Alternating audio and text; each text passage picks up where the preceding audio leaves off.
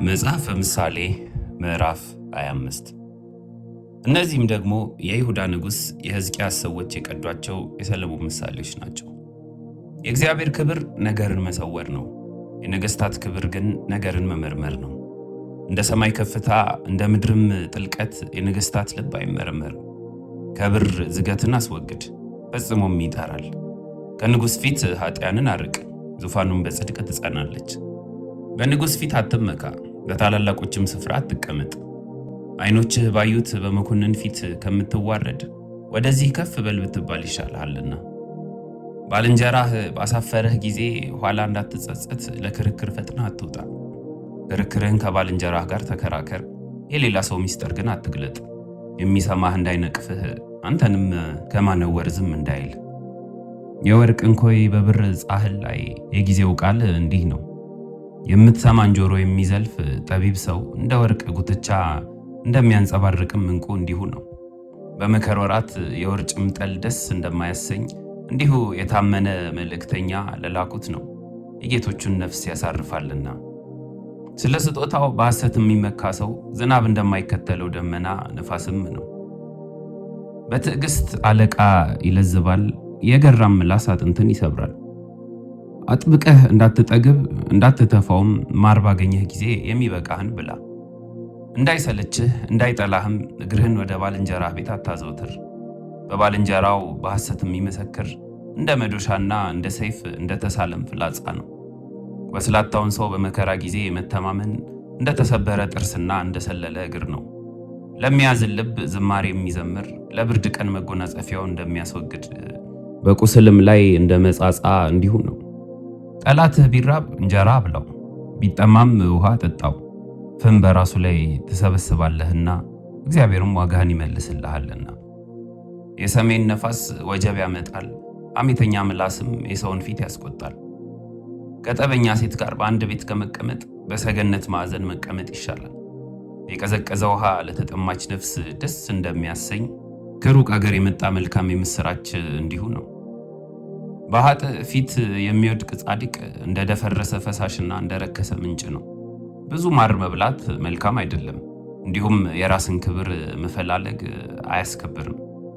ቅጥር እንደሌላት እንደፈረሰች ከተማ መንፈሱን የማይከለክል ሰው እንዲሁ ነው። መጽሐፈ ምሳሌ ምዕራፍ 26። በረዶ በበጋ ዝናብም በመከር እንዳይገባ እንዲሁ ለሰነፍ ክብር አይገባውም። እንደሚተላለፍ ድንቢጥ ወዲያና ወዲህም እንደሚበር ጨረባ እንዲሁ ከንቱ እርግማን በማንም ላይ አይደርስም። አለንጋ ለፈረስ ልጓም ለአህያ በትርም ለሰነፍ ጀርባ ነው። አንተ ደግሞ እርሱን እንዳትመስል ለሰነፍ እንደ ስንፍናው አትመልስለት። ለራሱ ጠቢብ የሆነ እንዳይመስለው ለሰነፍ እንደ ስንፍናው መልስለት። በሰነፍ መልእክተኛ እጅ ነገርን የሚልክ እግሮቹን ይቆረጣል፣ ግፍንም ይጠጣል። እንደሚንጠለጠሉ የአንካሳ እግሮች እንዲሁም ምሳሌ በሰነፎች አፍ ነው። ለሰነፍ ክብርን የሚሰጥ ድንጋይን በወንጭፍ እንደሚያስር ነው። እሾህ በስካር እጅ እንደሚሰካ እንዲሁ ምሳሌ በሰነፎች አፍ ነው። ዋና ሰራተኛ ሁሉን ነገር ይሰራል፣ ሰነፍን የሚቀጥር ግን መንገድ ኃላፊው እንደሚቀጥር ነው። ወደ ትፋቱ እንደሚመለስ ውሻ ስንፍናውን የሚደግም ሰው እንዲሁ ነው። ለራሱ ጠቢብ የሆነ የሚመስለውን ሰው አየኸውን? ከእርሱ ይልቅ ለሰነፍ ተስፋ አለው።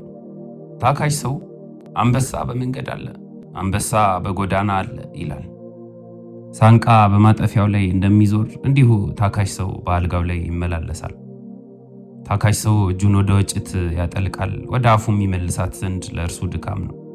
ታካሽ ሰው በጥበብ ከሚመልሱ ከሰባት ሰዎች ይልቅ ለራሱ ጠቢብ የሆነ ይመስለዋል። አልፎ በሌላው ጥል የሚደባለቅ ውሻን በጅራቱ እንደሚይዝ ነው። ትንታግና ፍላጻን ሞትንም እንደሚወረውር እንደ እብድ ሰው ባልንጀራውን የሚያታልል በጨዋታ አደረግኩት የሚል ሰውም እንዲሁ ነው። እንጨት ባለቀ ጊዜ እሳት ይጠፋል፣ ጆሮ ጠቢ በሌለበትም ዘንድ ጠብ ጸጥ ይላል። ከሰል ፍምን እንጨትም እሳትን እንዲያበዛ እንዲሁ ቁጡ ሰው ጠብን ያበዛል። የጆሮ ጠቢ ቃል እንደ ጣፋጭ መብል ነው፣ እርሱም እስከ ሆድ ጉርጆች ድረስ ይወርዳል። ክፋት በልቡ ሳለ ፍቅርን የሚናገር ከንፈር በብር ዝገት እንደተለበጠ የሸክላ ዕቃ ነው። ጠላት በከንፈሩ ተስፋ ይሰጣል፣ በልቡ ግን ተንኮልን ያኖራል። በልቡ 7 ርኩሰት አለበትና በቃሉ አሳምሮ ቢናገርህ አትመነው። ጠላትነቱን በተንኮል የሚሸሽግ ክፋቱ በጉባኤ መካከል ይገለጣል። ጉድጓድን የሚምስ ይወድቅበታል፣ ድንጋይን የሚያንከባልል ይገለበጥበታል። ሐሰተኛ ምላስ ያቆሰላቸውን ሰዎች ይጠላል፣ ለዝብ አፍም ጥፋትን ያመጣል። መጽሐፈ ምሳሌ ምዕራፍ 27 ቀን የሚያመጣውን ምን እንደሆነ አታውቅምና ነገ በሚሆነው አትመካ። ሌላ ያመስግንህ እንጂ አፍህ አይደለም፣ በአድሰው እንጂ ከንፈርህ አይደለም።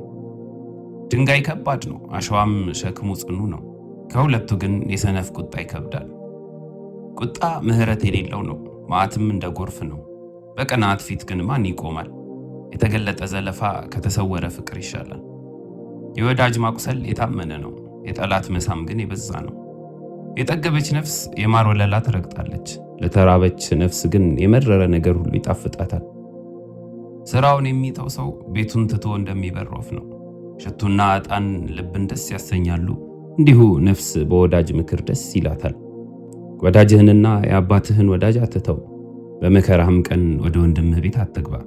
የቀረበ ወዳጅ ከራቀ ወንድም ይሻላል። ልጄ ሆይ ጠቢብ ሁን፣ ልቤንም ደስ አሰኘው፣ ለሚሰድበኝ መልስ መስጠት ይቻለኝ ዘንድ። ብልህ ሰው ክፉን አይቶ ይሸሸጋል፣ አላዋቂዎች ግን አልፎ ይጎዳሉ። ለማያውቀው ከተዋሰ ሰው ልብሱን ውሰድ፣ ለእንግዳ የተዋሰውንም እርሱን አግተው። ባልንጀራውን በታላቅ ቃል ማለዳ የሚባርክ ሰው እንደሚራገም ያህል ነው። በዝናብ ቀን የሚያንጠባጥብ ቤትና ጠበኛ ሴት አንድ ናቸው። እርሷንም መከልከል ነፋስን መከልከልና ዘይትን በቀኝ እጅ መጨበጥ ነው። ብረት ብረትን ይስለዋል፣ ሰውም ባልንጀራውን ይስላል። በለሱን የጠበቀ ፍሬዋን ይበላል፣ ጌታውንም የሚጠብቅ ይከብራል። ፊት በውሃ ላይ ለፊት እንደሚታይ እንዲሁ የሰው ልብ ለሰው ይታያል። ሲኦልና ጥፋት እንዳይጠግቡ እንዲሁ የሰው ዓይን አይጠግብም። ብር በከውር ወርቅም በማቅለጫ ይፈተናል፣ ሰውም በሚያመሰግኑት ሰዎች አፍ ይፈተናል። ሰነፍን በሙቀጫ ውስጥ ከእህል ጋር በዘነዛ ብትወቅጠው ስንፍናው ከእርሱ አይርቅም። የበጎችህን መልክ አስተውለህ እወቅ፣ በከብቶችህም ላይ ልብህን አኑር። ባለጠግነት ለዘላለም አይኖርምና ዘውድም ለትውልድ ሁሉ አይጸናምና። ደረቅ ሳር በታጨደ ጊዜ፣ አዲስ ለምለም በታየ ጊዜ፣ ከተራራውም ቡቃያ በተሰበሰበ ጊዜ በጎች ለልብስህ ፍየሎችም የእርሻ ዋጋ ይሆናሉ። ለሲሳይህ ለቤተሰቦችህም ሲሳይ ለገረዶችህም ምግብ የፍየል ወተት ይበቃል።